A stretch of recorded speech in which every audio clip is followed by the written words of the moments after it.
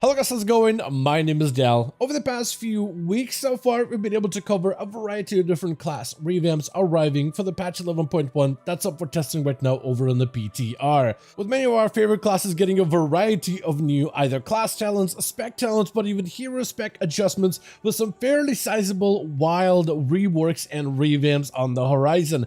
Though out of all the classes, I think one of the ones that's getting the wildest number of changes has to be the class of Monk, between Mistweaver as well as Windwalker, with Windwalker in particular actually receiving one of the abilities that is currently available for play over in the Plunderstorm, which is incredibly exciting and allows monks to be the second class ever to receive an empowerment mechanic as an ability, or rather as a talent, within the War Within expansion, which was previously a mechanic only exclusive to the class of Evoker until now. So for today's video, I wanted to do a bit of a deeper dive at some of the revamps coming to the class of Monk, which hopefully we see a higher representation heading into Season 2, because so far they look incredibly exciting to play with. As always, if you guys want to see more regular updates for the patch 11.1 class revamps over on the PTR, be sure to follow the channel and subscribe. But otherwise, let's dive right in.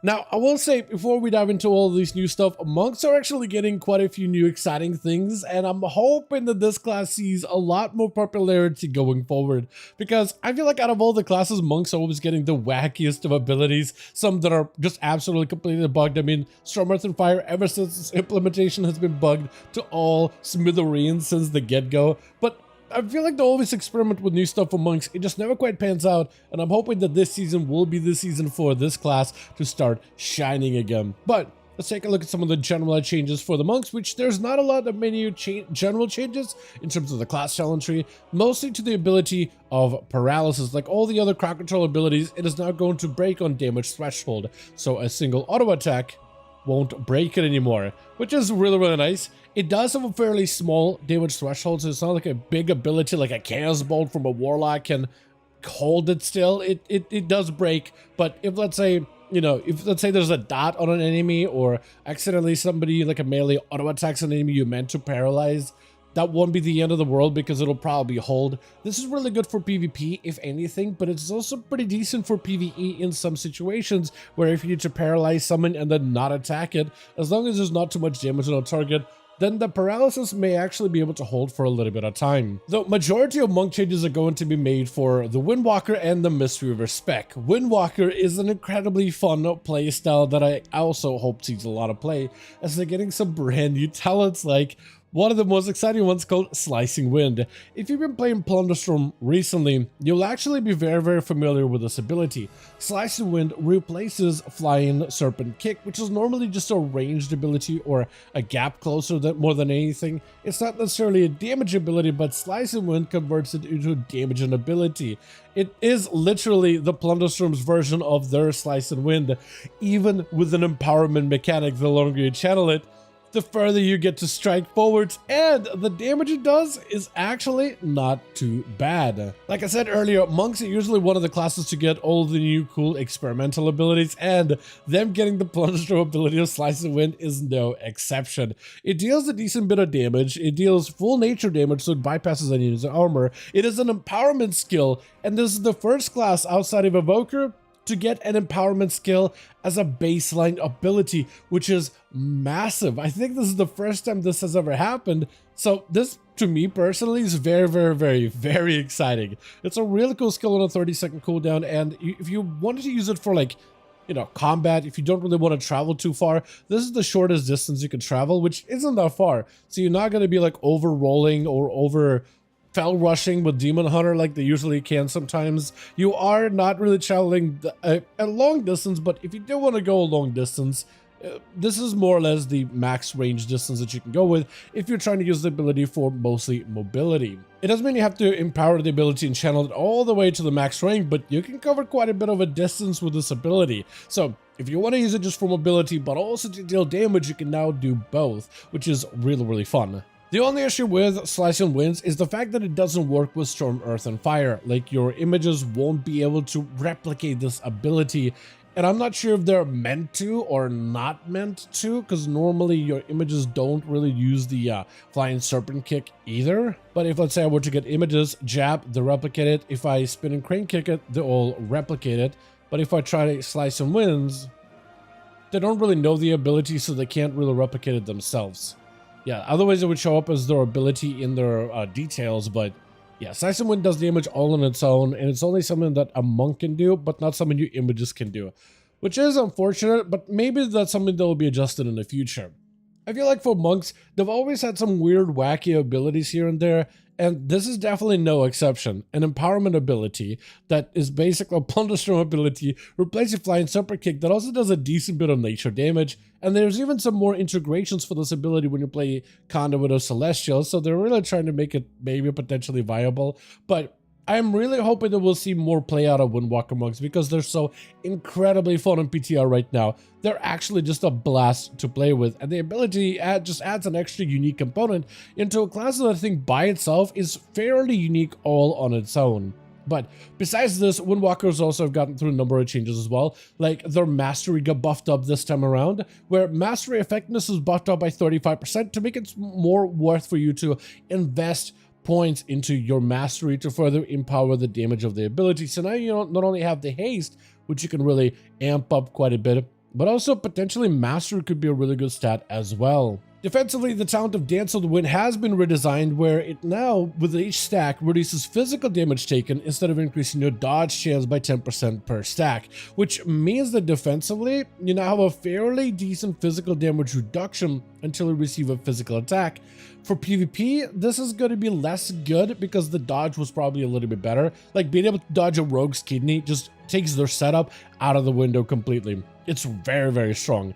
Damage reduction is going to be alright, but like an auto attack can consume it, so it's not as good. This is probably a better PvE change than a PvP one. Also, because of the mastery buffs for Windwalker, I guess they also reduced all Windwalker damage by 2%, which isn't that much because they did end up amping up a bunch of abilities afterwards, like Crane. Normally with Spinning Crane Kick, the damage of the Spinning Crane is increased for every enemy that you have with Mark of the Crane. But as a Blackout Kick and Jab or Tiger Palm enemies, you'll see that no debuff, except for Acclamation, is put up on targets. This is because they actually removed the Mark of the Crane mechanic out of the game, but buffed the damage of Spinning Crane Kick by 80%. So you no longer have to do this whole Tiger Palm, Spinning Crane Kick, Tiger Palm, Spinning Crane Kick, and then apply all of these different marks on enemies in order to get those Spinning Crane Kicks going. This basically allows you to not have to ramp up nearly as much as your monk, and it also makes it less necessary for you to have to tab around from enemy to enemy as a monk as well, which probably is going to make the AoE playstyle of the whole Spinning Crane Kick and AoE damage a lot better. Then there was also other talent buffs such as Courageous Impulse. A Blackout Kick with a proc rate effect also increases the damage of Blackout Kick by 350%, up from 200%, where Blackout Kicks can actually do quite a significant bit of damage, especially when you get in those regular Blackout Kick resets. Shadowboxing Tread's also been adjusted, only increasing the damage of Blackout Kick by 10% instead of 20%, but that amp on Courageous does make it a lot better. Zuen's Bond has also been adjusted by quite a bit. Instead of having this ability be actively reduced in cooldown reduction based off of your Storm, Earth, and Fire mastery procs, or I guess every time your abilities don't repeat themselves while your images are up, that would be lead to cooldown reduction for Zuen's Bond.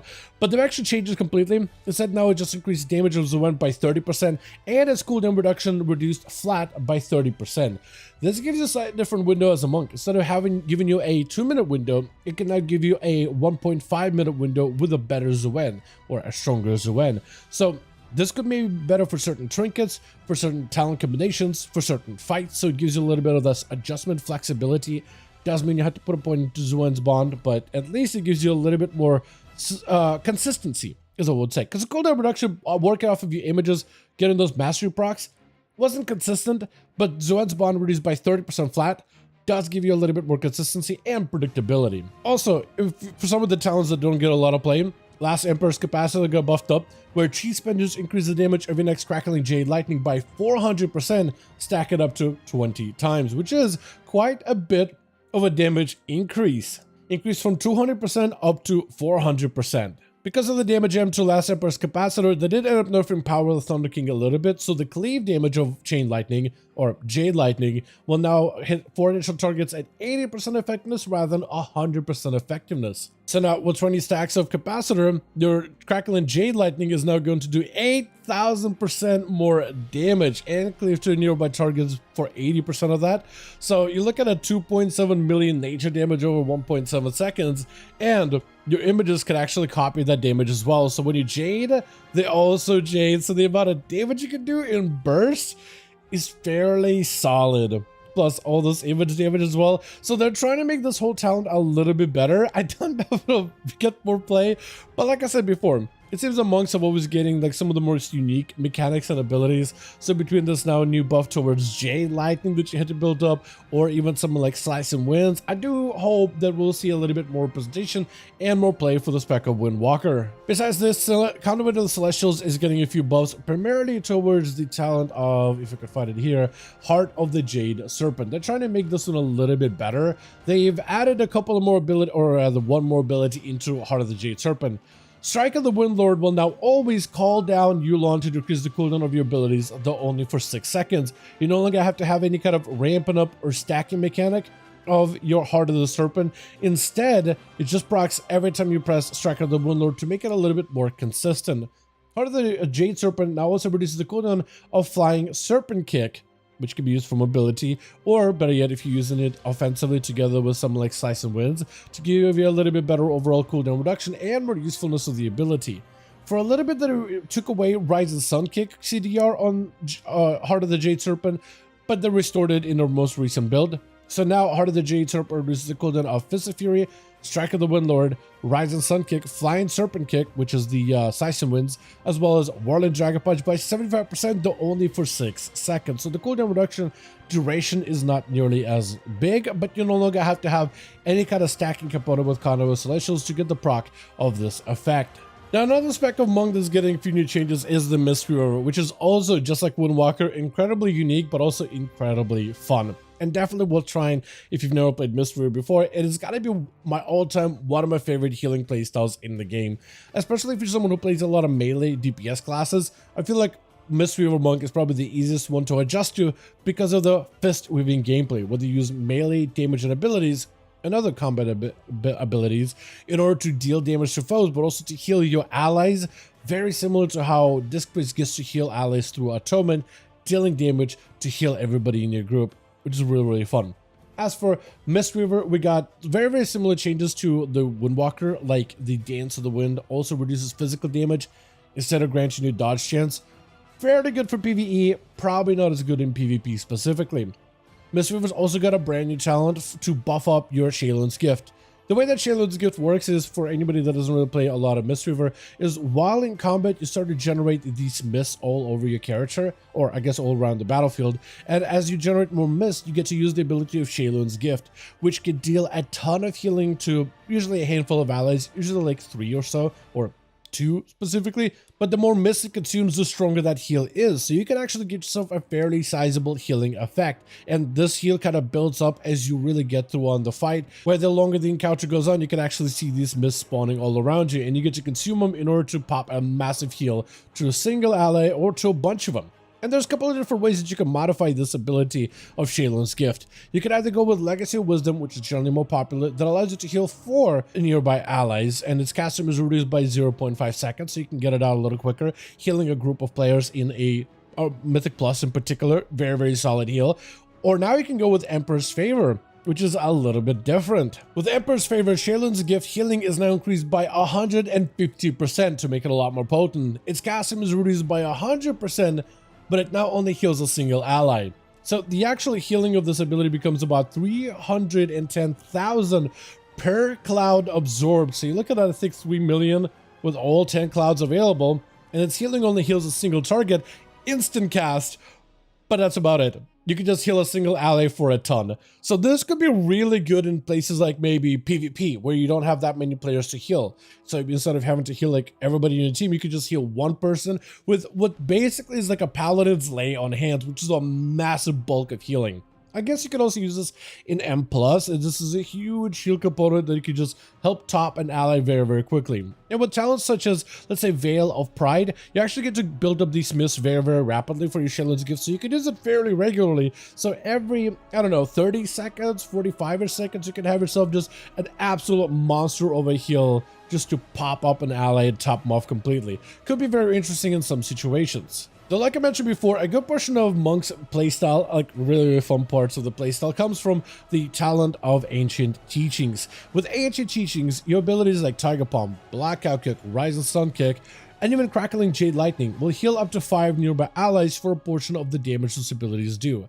Normally it's just 30%, which doesn't offer the most amount of healing, but you can amp it up further with talents such as Jadefire Teachings, where after casting Jadefire Stomp or Thunder Focus Tea, that effect is now increased to additional 160% of the damage or healing, which allows the monk to drop down a kick, create a green lines, and then start attacking enemies from those green lines, which further amplifies all of your healing components and damaging components, so you do more damage, but also you can start doing a bit more healing towards all of your allies, which is one of the most fun parts about playing the Mistweaver, is this whole damage healing playstyle that's super intuitive and super easy to get into, as there's abilities that can reset other abilities, like your Rising Sun Kicks can be reset by Blackout Kicks, your jabs can cleave multiple targets, Blackout Kicks can also cleave multiple targets, so it's just incredibly fun, and you basically get to play like Windwalker, but with a little bit of Mistweaver involved, while healing allies at the same time, basically. It's really, really cool. So that whole gameplay mechanic of being able to deal damage to heal allies, all of that is being amplified by quite a bit,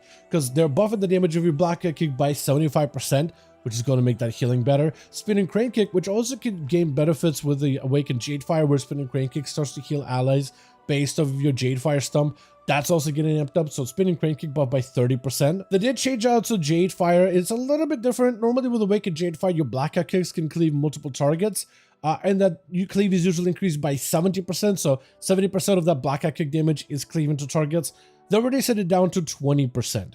Essentially, this change, all it does is makes fist weaving better for single target encounters, but also perform about the same in AoE, where previously fist weaving was a little bit more effective when you can cleave multiple targets because you get more healing out of it, but now they're restructuring where cleaving still is going to be a damage increase and healing increase, but there's now going to be a little bit more amp when it comes to pure single target, so you can do more of that fist weaving reliably. Outside of this, one of the abilities that benefits from this Jadefire Teachings is, or Ancient Teachings, is Crackling Jade Lightning. And there's a talent where after you pop your Thunder Focus Tea, which can empower your next few abilities, your next Jade Lightning will do 3,000% more damage. This was initially amped up to 2,000, but they amped it up to 3,000 in this most recent build, causing the Jade Lightning to also change to 4 additional targets at 10% effectiveness.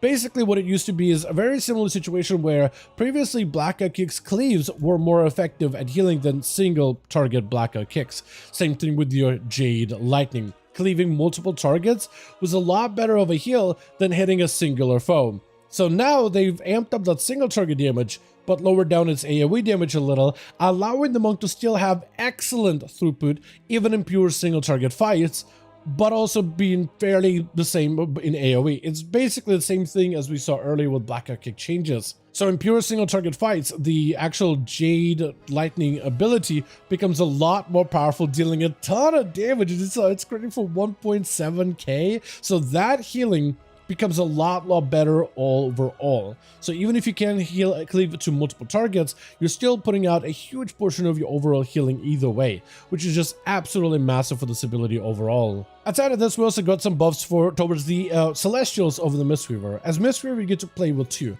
Either Chi-Ji, which better synergizes with this melee healing fist weaving gameplay, where as you do damage, Chi-Ji flaps its wings, doing healing to all nearby allies, or you can go for more a caster healer with Invoke Yulon, which plays around the playstyle of, though would be better for raid healing, where you're not focusing about dealing damage in order to heal allies, but rather focusing on healing throughput and healing ranged abilities, and Yulon synergizes with those a little bit better. Normally both of these Celestials have a 3-minute cooldown, which makes them fairly effective, but you would have to still use talents such as either Jade Bond or Gift of the Celestials to further empower them. However, the other talent of Jade Bond would normally take this 3-minute cooldown Celestial and give it some cooldown reduction, but they're changing it up a little bit. They're instead reducing the cooldown of Celestials instead of baseline 3 minutes down to 2 minutes, so that you can get a little bit more consistency without having to play around cooldown reduction to hopefully reduce the cooldown of these Celestials further on. But at the same time, they still want those Celestials to retain power as if they were a 3-minute cooldown, so they're just amping up the effectiveness of both Yu'lon as well as Chi-Ji, even though they both will have a 2-minute cooldown instead. As when summoning both of the Celestials, they pop a Chika-kun on nearby allies. With Jade Bond, that Chika-kun will now apply Envelop Mist, which further increases the amount of healing allies can take for a short moment after that Chika-kun is either expired or removed through damage. Chi-Ji's Gust and Mist now also is increased by 40% to make it a much better 2-minute cooldown, and Yu'lon's Soothing Breath healing is increased by 500%. So both of those mechanics, baseline healing abilities for either Celestial, are getting amped up by quite a bit to make sure that Jade Bond basically gives you a much more powerful version of these Celestials, but makes their cooldown a little bit more sane, as 3-minute cooldown was a little long, but a 2-minute cooldown is much better. But whereas the talent of Gifts of Celestials brings it back down to a single minute, but does give you a lot more uses. So now you can either have a 2-minute more effective, more impactful version of these Celestials, or a minute CD, but not as impactful, but more frequent uses of Celestials, which I think makes it a little bit more even and a little bit better, especially with some of the other buffs they did towards the overall throughput of either one of these Celestials. With the talent of Celestial Harmony, when you summon either Celestial, you apply a Chi-Cocoon to 5 targets, which is basically like your big Cocoon ability, but not as effective. But they're making it so that that Cocoon is a lot stronger when you are using the 2-minute version of those Celestials, so that shielding should be a lot more powerful. And in fact, if you are using the ability like your normal Cocoon, that is usually about 7 million absorb, I believe. It says 4.2, but I'm pretty sure it crit there. But when you use your Chi-Ji as a 2-minute cooldown, that Chi absorb, or rather here, is about, looks like 2 million, so it's a fairly sizable absorb from your Celestials, which is hopefully going to make some of your summons a little bit more impactful as a healing ability, but also synergize a lot better in a huge portion of raid encounters and when it comes to trying to get a cooldown for different timings of all of these fights. Lastly, for Mistweaver, they have a talent of Lotus Infusion, which they're buffing up, where allies with Renew Mist will receive 10% more healing from you, and Renew Mist duration is increased by 2 seconds. They're amping it to have some functionality with their newer tiers, which plays off of the ability of Renewing Mist. Because with that playstyle, Renewing Mist are also going to proc the Insurance, which is a 2-set bonus, which basically is a healer over time effect with some cheat death component for instantaneous healing. With the first reading, casting Renewing Mist now applies Insurance for 6 seconds. The healing of Insurance is increased by up to 50% in proportion to the coverage of Renewing Mist has on you and up to 10 other allies. But with that, as always, I do want to thank all of you guys so much for watching, and I hope you guys did enjoy this monk update. If you did enjoy it or found it informative, go ahead and give this video a like. I would very much appreciate it. Join our Discord community where we're posting even more regarding patch 11.1 and all of the newest revamps coming out for the Season 2 update. As always, let me know your thoughts in the comments down below, and I'll see all of you guys in our next one.